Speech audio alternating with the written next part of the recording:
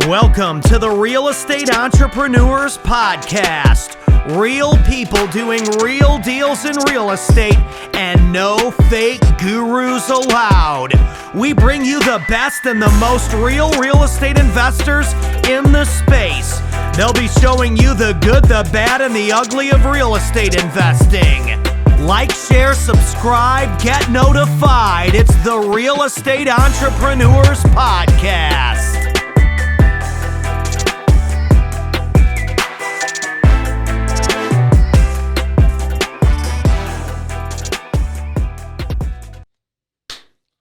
Welcome to the Real Estate Entrepreneurs Podcast, and we have a special guest today from King of Prussia, Pennsylvania, right? Is that correct? Yep, that's it.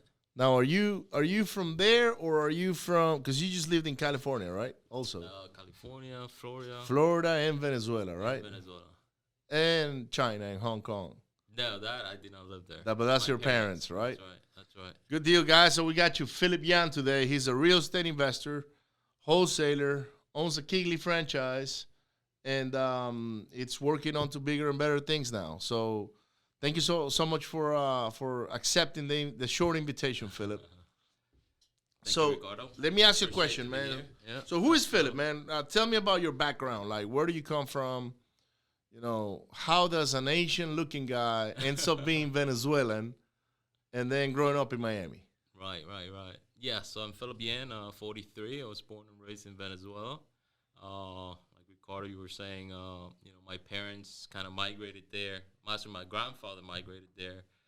This is kind of during World War II time. Okay. And then my father eventually went there. And then obviously my mom later on, once they got married, then they went there. So I was born and raised there. I came to the United States, I think, roughly when I was 11 or 12 years old. Wow, what city were you growing up at in Venezuela? Valencia. Valencia, okay. Yeah. So in the Valencia is actually, by the way, for those of you that don't know, is a city with the most beautiful women in Venezuela. Actually, I agree to that. They actually, I believe they per capita they had 8-1, if I'm not mistaken. So, and there's a funny thing. Is that a few of the men, most of them were, I don't know if it's politically correct to say that on a podcast, but they play for the other team. So if you were one of those guys that actually like women, man, you can pick and choose, who you dated and who you went out with or whatever. But anyhow, that's just kind of like a Venezuelan joke internally. I did have a girlfriend from Valencia many years ago. And I was fortunate enough to go to Valencia a couple of times and visit your city, man. So, it's nice. So when did you move out of Venezuela? So I think it was in like 89. I guess I was 11 or 12. Okay. At that time, and then we came to the United States. We kind of didn't know which state we wanted to be, so we were like in California for a few months. We were in New York for a few months, and then finally we kind of settled in Miami, which it was, I guess, the closest to Venezuela. So that way, my dad can still travel back and forth. So it was just. What did he do for a living? He used to own a supermarket. Okay. Yeah. Good. Yeah, that's good business. Most Asians are into those kind of trades. Yeah, supermarket, restaurants, and like little stores. Man, why is it that the egg rolls, lumpias, why is it that they're so good from Venezuela as opposed like from other places? Like, what is the trick? Because an egg roll from Venezuela tastes different than in other countries. Like, I don't know why. Even here, you get an egg roll and it's completely different from the ones. Or is it because maybe in Venezuela we have more like people like Cantonese kitchen type? Or does that have to do with it? Like where the egg rolls are from? I have no idea. I don't cook that much, but I'm thinking, obviously the meat I think makes a big difference, right? Like even the beef and the steaks. I mean, those taste way different in Venezuela than here. Yes. Like the regular ones, right? Obviously, high-end steak here might taste good, but in Venezuela, it seems like everything has a high-end steak. Right. So I think that and just maybe the oil or something, that could have a big difference. Yeah, because the food, I mean, honestly, the food over there is just so much better. Right, like parrilla. I mean, those things are like legit, super good anywhere you go, right? Yeah, yeah. So Okay, so you end up in the U.S. and then you end up living in Miami, Florida, which we talked to for a little bit. We actually probably stumbled into each other quite a few times because we were in the same area right around the same time. Right. I lived in Kendall all the way until around 2000 or 2001, from 95. So it was about 6 or 7 years. And the majority of the time was Kendall, but also I lived in Brickell for a little bit and then Weston. But you were there too until when? When did you leave? So I was in Miami, Kendall. I think we said it was like 15 or 20 streets that were pretty close. Yeah. I graduated high school, 96? Okay. 96 from 96 to 2000, I was in Gainesville, which is 7 hours. Oh, away. so you just went up University north. of Florida. Got it. But, I was going back and forth, right, on the weekends. And things Right. like that. Yeah. Good deal, man. And you went to Gainesville to university. Yeah, University of Florida. And you graduated there as an engineer? Engineer, electrical and computer engineer. Wow. And then what happened after Gainesville?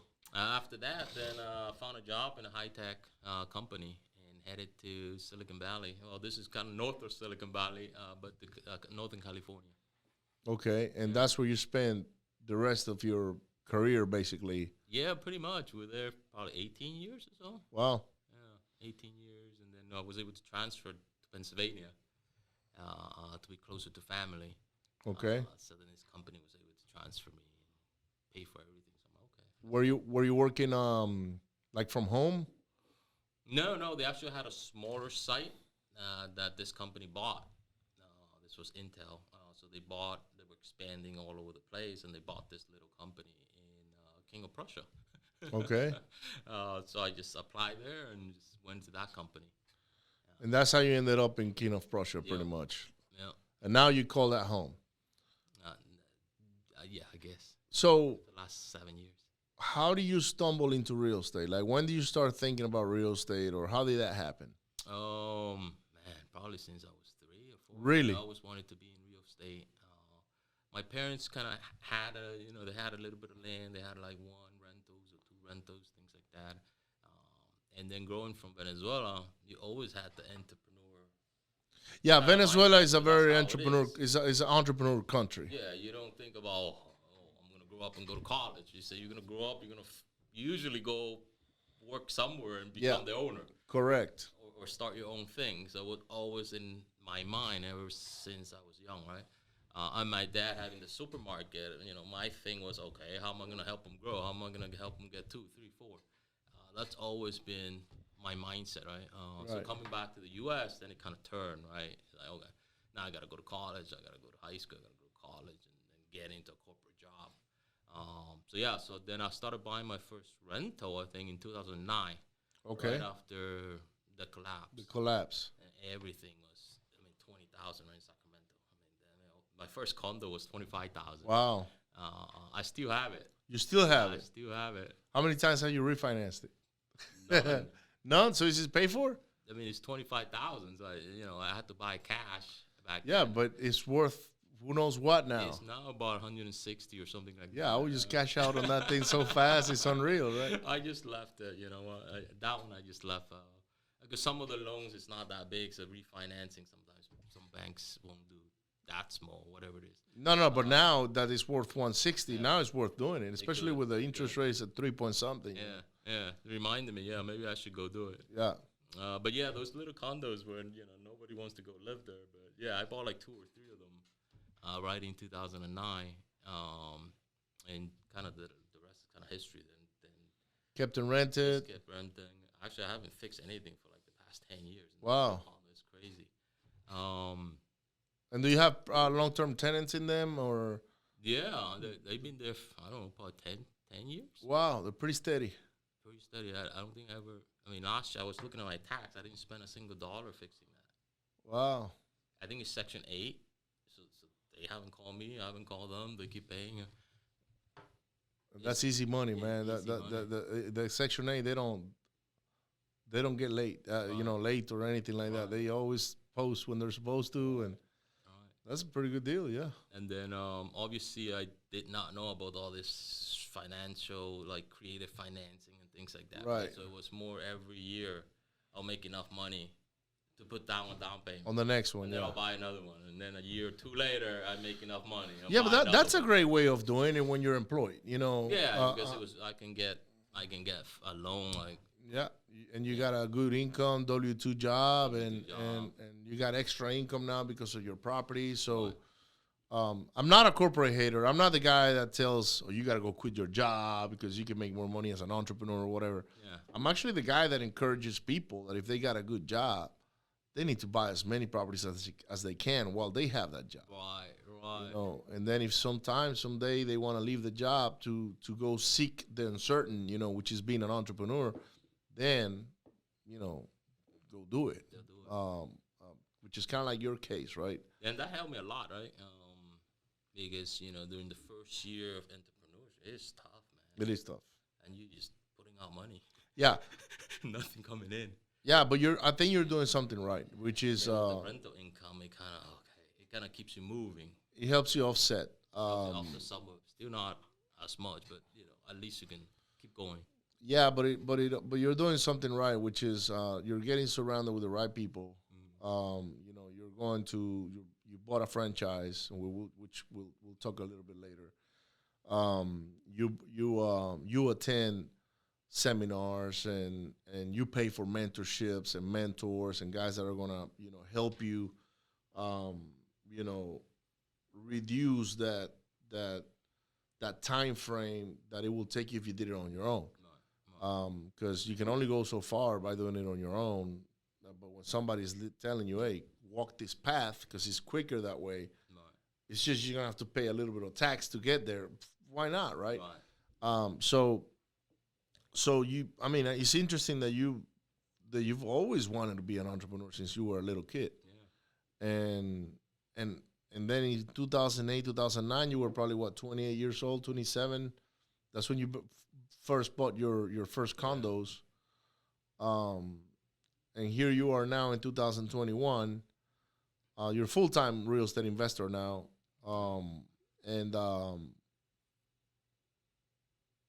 When was your last day on a job? Like, when did you actually transit out of corporate? My last day was probably, I think it was September 1st, I think, of 2019. So 2 years ago. Yeah, about 2 years ago. 2 years ago. Year and a half. Yeah. Mentally, I was probably checked out a little bit longer. Yeah. Way before, right? Way before. Right. It's like, yeah, you were milking that check. I was milking that check. Those checks, man, that's an addiction, you know? It's hard. This is with $200,000 check Yeah. a year. How do you give that out? Yeah. No. It's the golden handcuffs. Yeah, how do you give that out? Yeah, I was here in Houston, man, and I had it better than you did because my cost of living was lower than yours. Yeah. And I remember I was making like $260. 401k, insurance, all paid for of that stuff, all of it. Man, when it's so easy, and we knew how to learn the system, right? We were working like 20 hours a day, something less. Yeah, a week. A week, yeah. Yeah, so, when I lost that, I was like, man, how do I replenish that, Right. And so walking away from a job like that is tough. Mm-hmm. But what I believe is once you're on the other side, yeah, you might not replenish your $200,000 a year job right away. It might take you a year or two to do that. All right. But once you get there now, that $200,000 a year becomes $200,000 a month. Right. And possibility. their possibility is right there. And by the way, guys, if you're listening or watching to this or watching this video, we're not talking anything crazy here. It's very doable. We got a lot of friends doing it. And the possibility for you to achieve whatever it is that you need to achieve as an entrepreneur is out there. It's just you got to keep in mind that it doesn't happen overnight. Right. You got to put in time. You got to put in efforts. You got to take some mentorships. You got to train yourself, attend seminars, network, the whole 9 yards. So there's a lot of work that goes behind it, right? And that's the key that people sometimes don't understand. Sometimes they see this stuff in social media and, oh, my God, this guy's already hitting this and that, and they're like, yeah, but you see how long it took them? It's like 5 years ago. It took because you see it so from last week to this week. And now that I'm talking to you, 6 years. Look, and now that I'm talking to you, it has taken me, because I started in 2008, but you only started a year later, because about 19. you literally started when you were buying properties. Right. I mean, Rentals. that's when it started, when you started buying your rentals, right? So it took me, so that's 2 plus, it took me 13 years to get to where I am right now. This is what you're talking about, right? Yeah. So, yeah, people say, okay, yeah, Ricardo has an office, and he's got people working with him, and he's got a team, and he's doing deals. And yeah, but it took me 13 freaking years to build to that. And a lot of losses. And a lot of up and downs. A lot of up and downs, a lot of losses lately, like after Harvey and all that, which a lot of people that follow me know, understand, and know what I'm talking about. But so anyhow, so 2019, September 2019, you leave your job. What was that transition like? What happened afterwards? What was your plan like? What was the first thing you did? Say, okay, were you planning on maybe opening a different business, or was it real estate that you said, I'm going to do this and that's it? So a little bit impulsive. So 2019, now I'm like, okay, now I'm free. And back then in 2017, again, I believe in education. I believe in getting training and mentors. I was a fortune builder. Okay. In 2017, so they teach, great company. They teach you a lot about flipping. So I did my first flip in 2017 to 2019. 6 months within there. Made great money, right? 80K in my first deal. So then 2019, I'm like, I did it part-time. I'm going to do it again. I'm going to do it again. Now I can do 3 or 4 because I have full time. I have all the time in the world. Yeah, so I bought 3 properties quickly. And man, did we screw up. You screwed them all up. We screwed them all up, right? Because I wasn't really ready. Even though I thought I was ready. Yeah. And then when you're doing 3, you're like, okay, now I'm ready to scale. I'm not going to touch them. I'm not going to go visit them. I'm going to hire a contractor and make sure that he does all the things, right? Because I'm going to do 5 or 6 or 10 in the next year. And that was a big mistake, right? Because the first one, you babysit it, right? You're there almost every day, every other day. And you're like, I can't do this if I want to scale. Yeah. But then I'm like, okay, let's just try scaling. Let's do 3 in parallel. Right. But not spending the effort to go and oversee the construction, right? Because I was worried about marketing and other stuff. Right. So all 3 of them failed. I mean, it took, almost a year and a half. And then, obviously, COVID didn't help. Right. So you add that on top of it. Me not being on top of things because I wanted to scale. Yeah. And trusting contractors. And right. Every single contractor screwed up during COVID, right? They're all gone, so you have to find all new ones. So, yeah, I mean, luckily with the market, it offset it a lot. So some of them still make some money. Some of them I lost some money. So it's kind of a wash at the end of the day, thanks to the market. It is a wash, yeah. Well, obviously a wash from the money. A wash from my time is, okay, I did all this. I didn't make a single cent. It's like. Yeah. But it was a good learning experience. And how do you stumble into wholesaling? So wholesaling, same thing. Once I picked up those 2 or 3 properties, because I had to buy them quickly because I thought, I'm going to have all this time. So I didn't market. I bought them from wholesaler. When it came time to closing, they're making 30K, 40K, 50K. I'm like, what the hell? What is that? After I fix this thing, if I'm lucky, I make 40 or 50K on each one of them. Mm-hmm. Right? So I'm like, okay, it took me a whole year and a half to try to make that, and this guy's made it within 2 weeks. So okay, I'm in the wrong side of the equation. So I'm like, okay, let me figure out what the heck is this wholesaling thing is. So I started pinning some friends and some mentors, and then they're like, hey, come over to Carlos, Sal, and Alex event. This is who we learn from, and we're seeing some success. So that's why I went to Momentum, I think 2019. A year ago. Yeah. No, 2 years ago. 2 years ago, like at the end of 2019. Went to Momentum, and man, that's opened up my mind into what you can do with wholesaling. Yeah. And I would have seen the results because I bought from them. Right. You knew it was true. Your proof of concept was there. These people just make 20, 30, 50K. You pay those assignments. Pay that thing. Yeah. And I pay all the closing costs. Right. So it is true that buyers will pay all closing costs, right? Yes, that's how it worked. So then I signed up with them and learned a lot of the basics, and yeah, forever grateful, right, Carlos and Sal, and Carlos still my one-on-one mentor right now. Good deal. He's a great guy. Yeah. So, okay, so you stumbled into wholesaling because you went to Momentum and you kind of it opened up your eyes to what this business was possible for other people, right? And guys, one thing I like about this interview in particular is that Philip not long ago was a corporate guy. You know, he had a good job. Was that Great job? It was a great job, right? A great paying job.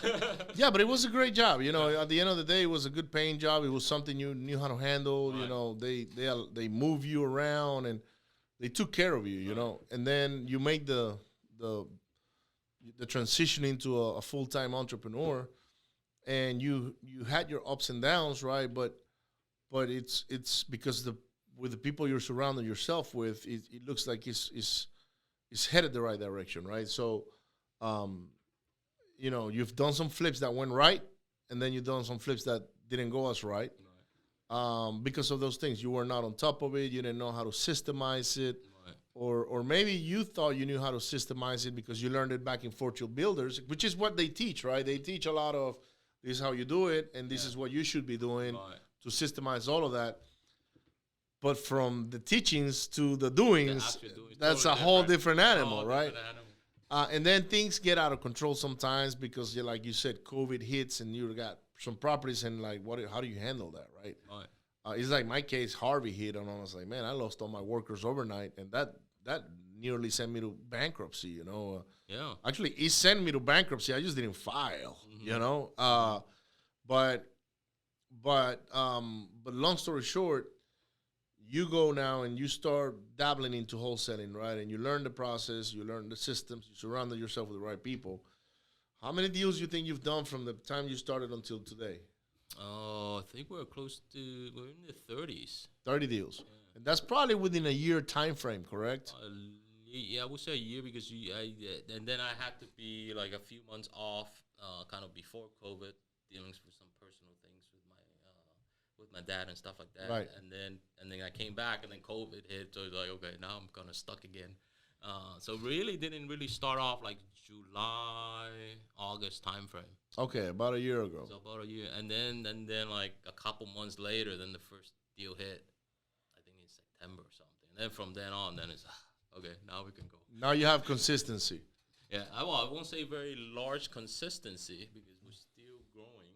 Right. It's still a growing pain, you know. But at least there's some consistency, little deals. Yeah, you have action now. You got deals coming in. You told me you bought a franchise with Kigley, which that will produce deals as well, right? Actually, that's your main business now, right? Correct? No, combination. So we're still doing direct to seller. Kigley's mostly focused on helping us with the dispo. Okay. And that's another thing, because I was JVing with people, and I saw how great their dispo was. Right. So here I'm cutting 50% to them or whatever it is. Right. So then Kigley kind of helps stabilize that area.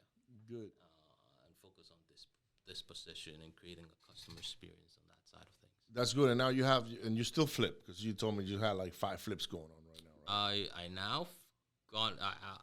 I didn't want to deal with it at all because of the contractors and things like that. But now, as we're wholesaling, good. Yeah, maybe I'll keep this one. Keep it. But most of them are the ones that are harder to wholesale, and they're near me. Then those are the ones that I kind of keep. Okay. Because sometimes the numbers are just they're a little bit tight for me to make a little bit of a wholesale, and for the rehab to just make a little bit. But if I take it, then I'll make both sides of it. Right. And then it makes sense, even if it's at 20K or 25K. Because sometimes, if I make 5K and they end up doing the risk and rehab and they make 10K, then that's not worth it for them. Right. But if I do it all together, I make 20. Now, what is the price point of those properties that you're handling, that you're talking about, that you may make like 25K, for instance? Right now, it's between 150 to 300. So it's very similar to Houston when it comes to the price At structure. least the little ones. There's Yeah, some bigger ones. of that course. I'm not touching yet. But Yeah, the rehabs on those are different because it's almost double. Because now you have to, like, on a $600,000 home, the person buying that property is more detail oriented. yeah, you gotta They put better want stuff. yes, you got to spend more money on the materials. You got to spend more money on the finishing. Yeah. Maybe the kitchen is not Chinese, but it's Italian. Stuff like that, and and the Italian kitchen is a lot more expensive than a Chinese kitchen, for instance, or pre-manufactured.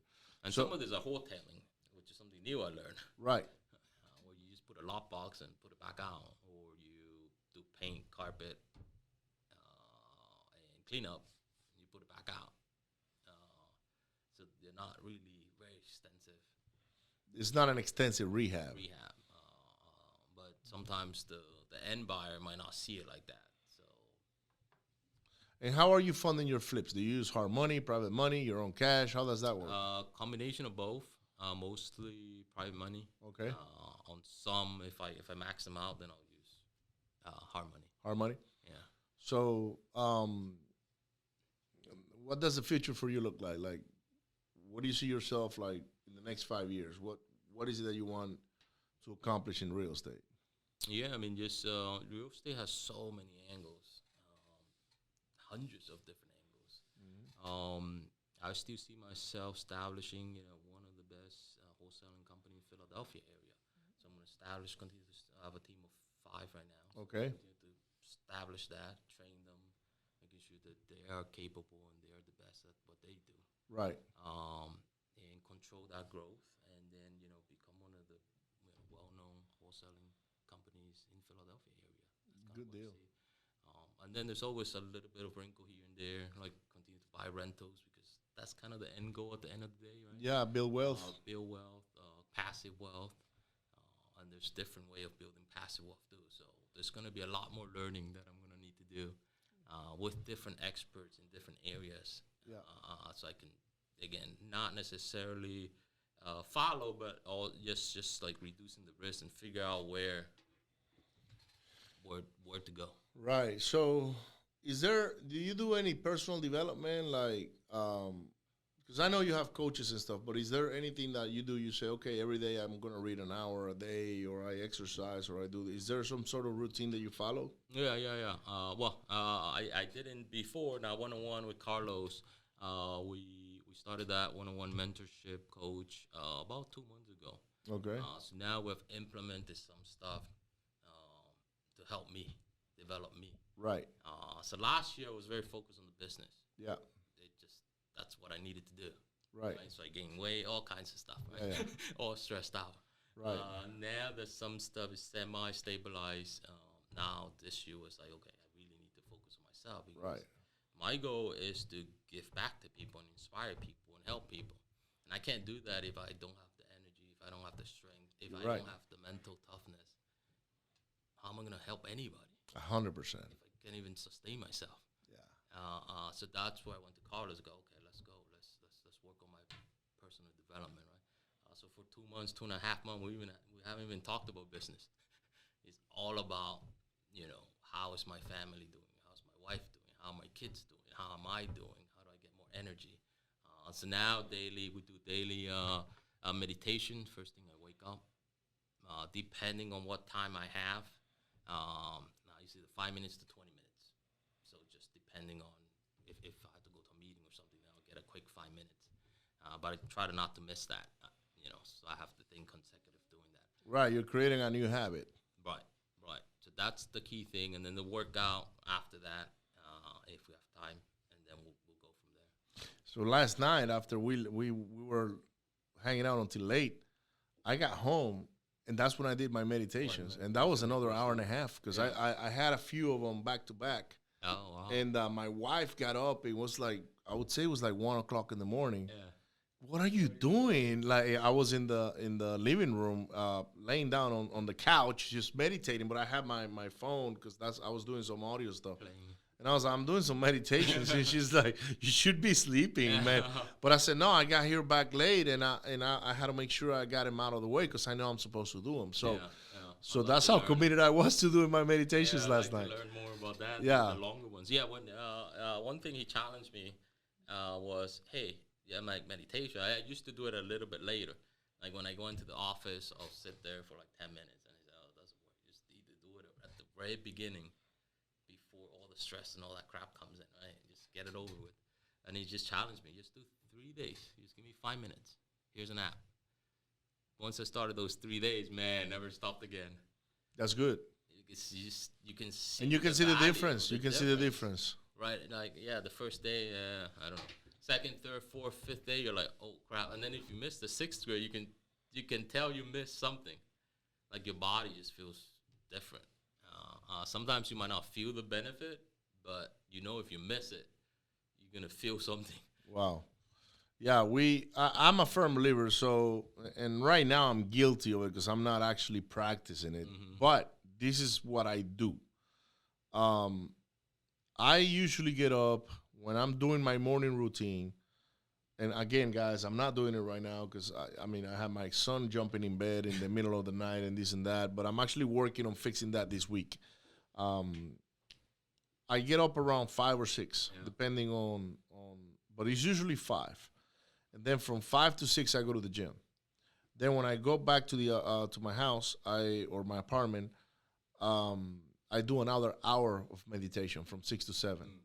But they're 1 hour long, and I listen a lot to Joe Dispenza. Mm-hmm.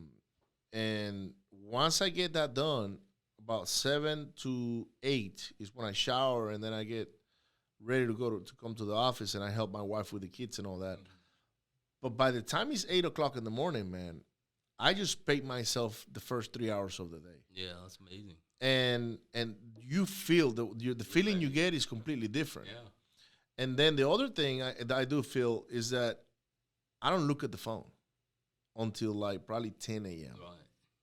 Which is hard for a lot of people. Yeah. Even right now, I don't even have my phone on me right now. Right. So I got used to not really being addicted to the phone because it is what it is. We all get addicted to it because we know we're one call away or one email away or one WhatsApp away, whatever.